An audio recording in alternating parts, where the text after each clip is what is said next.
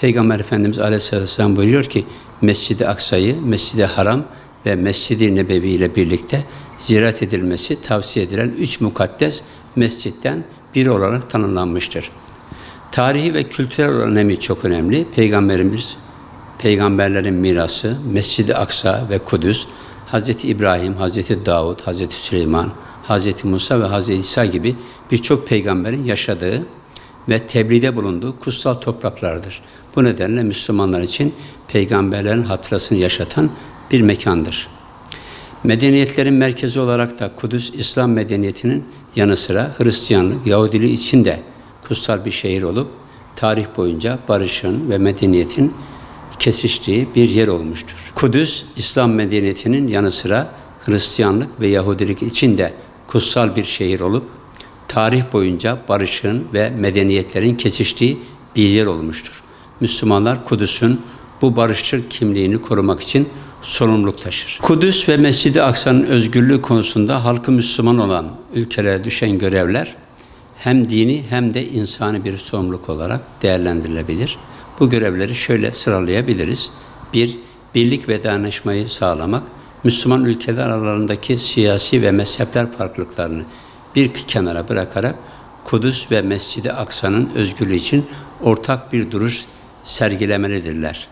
İslam İşbirliği Teşkilatı gibi uluslararası platformlarda etkili kararlar alınmalı ve uygulanmalıdır. İkincisi, diplomatik çabalar yapılmalı. Kudüs ve Mescid-i Aksa'nın durumunun uluslararası platformlarda sürekli gündemde tutmak gerekir.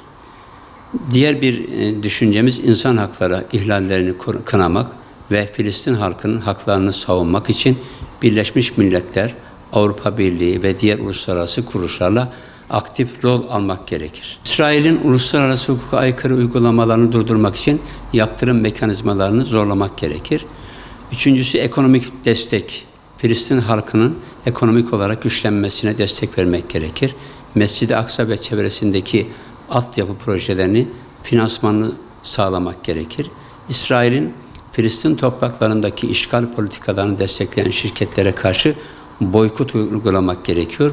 Bu boykot bugün en önemli konulardan bir tanesidir. Halkımız da buna oldukça sahip çıktı. Çocuklarımız bu konuda çok hassaslaştılar. Bugüne kadar olmadığı bir hassasiyeti göstermektedirler. Dördüncüsü, medyayı etkin kullanmamız gerekiyor. Kudüs ve Mescid-i Aksa ile ilgili gelişmeleri doğru ve etkili bir şekilde dünya kamuoyuna duyurmak gerekiyor. Sosyal medya platformlarını kullanarak halklarını bilinçlendirmek ve dayanışma çağrıları yapmak. Okullarda ve dini eğitimlerde Kudüs'ün İslam'daki yeri ve önemi üzerine bilgilendirme içerikli sağlanması gerekir. Müslüman ülkeler hem kendi aralarındaki hem de uluslararasındaki güçlü bir dayanışma sergileyerek Kudüs ve Mescid-i Aksa'nın korunması ve özgürlüğü için gereken adımları atmalıdırlar.